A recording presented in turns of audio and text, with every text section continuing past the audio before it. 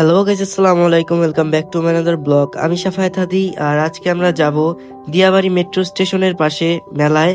আমরা বাসা থেকে বের হয়ে রিক্সা নিয়ে চলে আসি মেলায়। মেলায় আসার পর দেখতে পাই অনেক মানুষের ভিড়।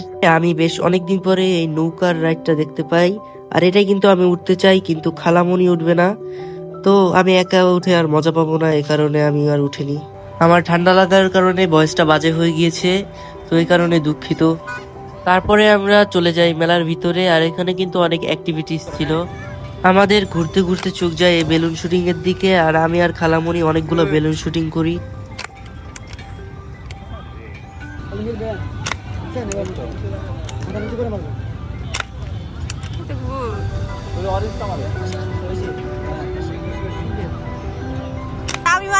তো আমরা বেলুন শুটিং এর পর অন্য সাইডে যাই মেলার, আর দেখতে পাই এখানে বক্সিং হচ্ছে, তো বক্সিং শুরু করি আমরা।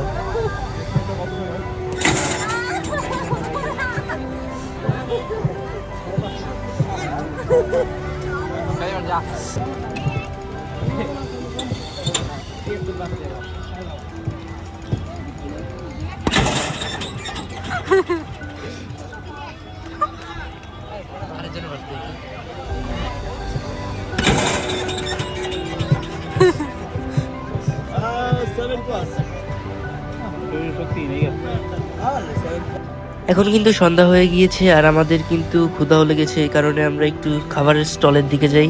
আমরা খাবারের স্টলের দিকে যে নামগুলো জানছিলাম, তো এখানে হান্ডি বিফ বিক্রি করছিল, গরুর কলিজা ভুনা বিক্রি করছিল। তো আমরা হাঁটতে হাঁটতে সামনে যাই আর ভাবছিলাম কি খাওয়া যায়।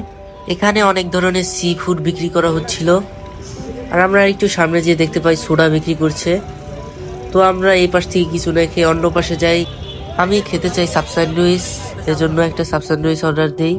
আর সাব স্যান্ডউইচটা কিন্তু দেখতে খুবই লোভনীয় লাগছিল। তো আমি এখান দিয়ে সাব স্যান্ডউইচ খাচ্ছিলাম, আর অন্যদিকে খালামুনি যে তার জন্য খাবার চুজ করছিল, আমার জন্য করছিল। তারপর আমি যে দেখতে পাই এক প্লেট কলিজা ভুনা নিয়েছে, আর এক প্লেট মেবি বট বলে এটাকে, তো সেটা নিয়েছে। আমি বট ভুনা খাই না, এই কারণে আমি কলিজা ভুনা নিয়েছি।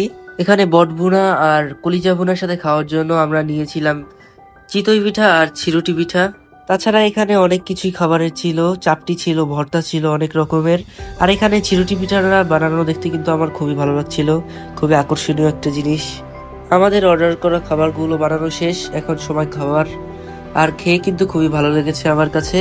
তো খাওয়ার শেষে আমরা চা খাচ্ছিলাম, চা কফি পাশের দোকান থেকে। তো এটাও খুব সুন্দর লাগছিল পরিবেশটা। তারপর আমরা অটো নিয়ে বাসার উদ্দেশ্যে রওনা দিয়ে দেই।